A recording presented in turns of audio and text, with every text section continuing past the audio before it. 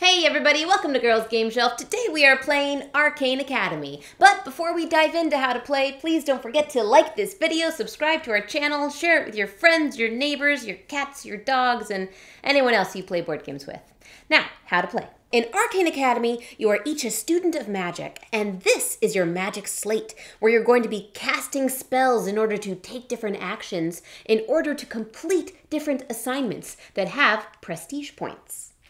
On a turn, you can either cast a spell or you can rest. When casting a spell, you're going to use an exhaustion token and put it on one of the tiles on your slate. As you can see, there are already 4 tiles that are on every slate to get you started. Let's look at what these tiles do really quick. This icon right here means that you can acquire another tile. When putting a tile down, it's important to make sure that the tiles link if it's possible. So these 2 tiles are linked, as you can see, but this would mean that it is not linked. We'll talk more about that in a second. On this tile, you have a choice. There's either the icon to gain more willpower, or there's an icon to gain another fire shard. To gain more willpower, I would just up the dial on my willpower dial, or to gain a fire shard, I would collect one of these nice pretty shards right here.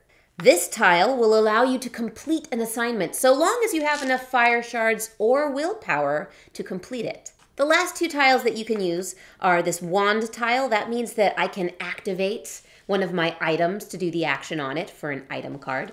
Or this chaos magic symbol, which is basically wild and allows me to do whatever action I want. For assignment cards, you can either complete an assignment that you have in your hand, called a private assignment, or you can choose from any of the cards in the public space. There are 2 different kinds of assignment cards. There are spell cards, which you purchase with your will dial, and there are item cards, which you purchase with your fire shards. Spell cards usually have some kind of an action that you can do upon acquiring the card, but item cards sometimes have an action that you can do again and again. Remember how we said that linking tiles was important? That's because when I exhaust a tile on my slate, I can also do the actions of the tiles that are directly linked to that tile I just played. So for example, if I were to put an exhaustion token on this tile, after completing an assignment, like this tile says I can, I would then acquire either willpower or a shard.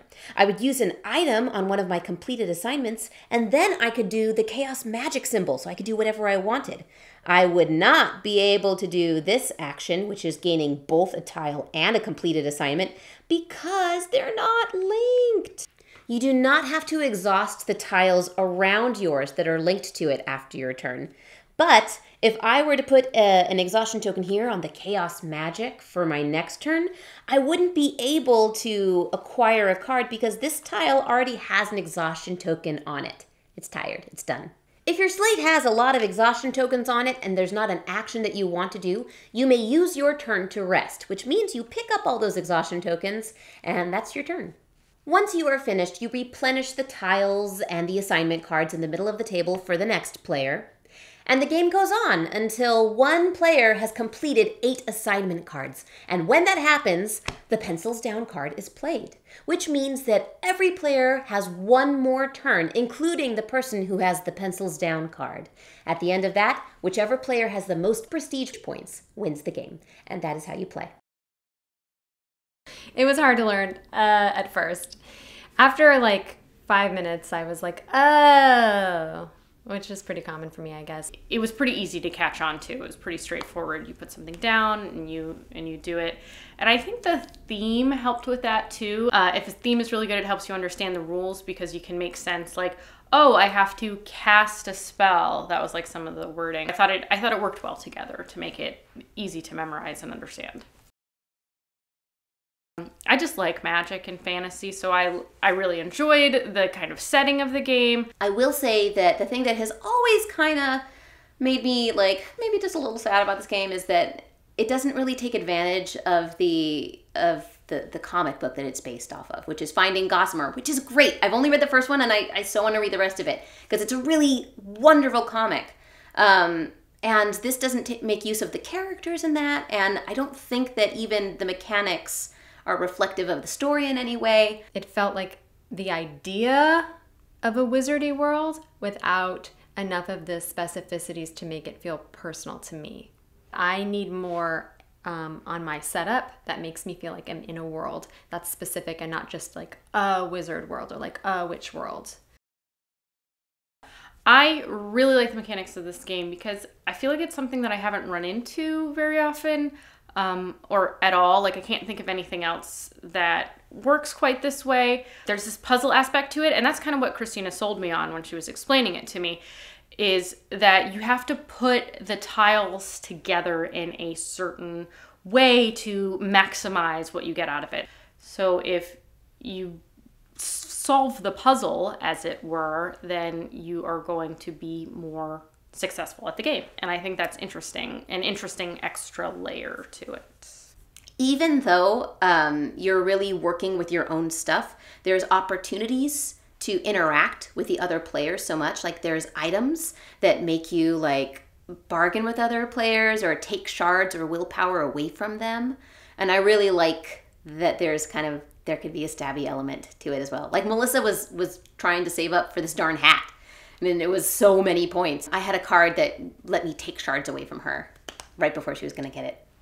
The 8 cards thing, it feels like a real cop-out way to end the game. I feel like there should be a better way to end it. 8 cards was just like, wow, and then you have 8 cards, then it's over. I mean, I really dig the theme. I think that they achieve it in spades in the components. You know, like those little chunky shards and the will meter is fun, and the bag of tiles, this kind of like black magic bag that you pull things from. I guess, I mean, I could critique that will was a picture of a brain, because then I just wanted to call it brain instead of will, but like, how do you depict will? Anyway, I like the shards. My worry is that children will eat them because they look like candy. Expanding on that, how about you guys also sell candy shards? Because I wouldn't eat them when I'm playing this game. One thing that I was like less happy with were the exhaustion tokens, which are just like little black blocks. I was like, could we make that? Everything looked so pretty, and like you had those really cool shard pieces, and then you just have a black block. It felt like an afterthought. I didn't get done playing it and then go, oh, let's play again.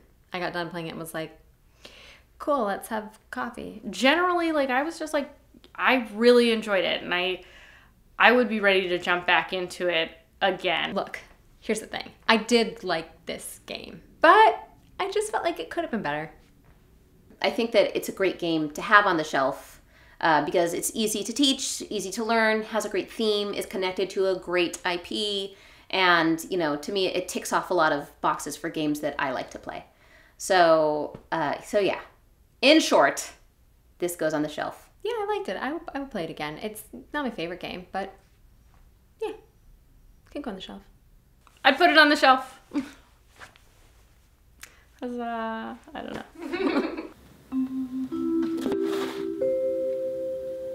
That's it for this episode. Thank you guys so much for watching, and see you next time on Girls Game Shelf. Bye!